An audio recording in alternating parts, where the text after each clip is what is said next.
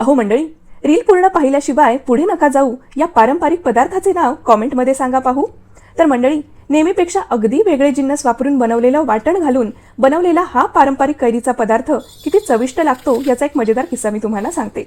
माझा नवरा अगदी चोखंदळ खाण्याचा शौकीन.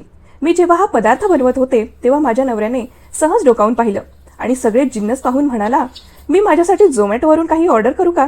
हे नवऱ्याच्या तोंडून ऐकून मला खूप हसू आलं. मी म्हणलं, थोडासा धीर धर आणि पदार्थ तयार झाला की एक घास गरमागरम भातासोबत खाऊन बघ. मग काय, स्वारीने माझं म्हणणं ऐकलं आणि जेव्हा गरमागरम मऊ भात आणि हा कैरीचा पदार्थ एकजीव करून एक घास घेतला तेव्हा स्वारीचा चेहरा एकदम खुलला.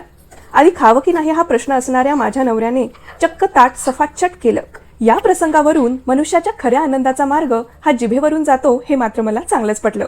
तर मंडळी, तुम्ही सुद्धा हा पारंपरिक पदार्थ आवर्जून बनवून पहा आणि कसा झाला हे मला नक्की सांगा. पदार्थाचं नाव तुम्हाला माहीत असेल तर कॉमेंट करून नक्की सांगा. आपण भेटू पुढच्या नवीन रेसिपी सोबत. तोपर्यंत एन्जॉय.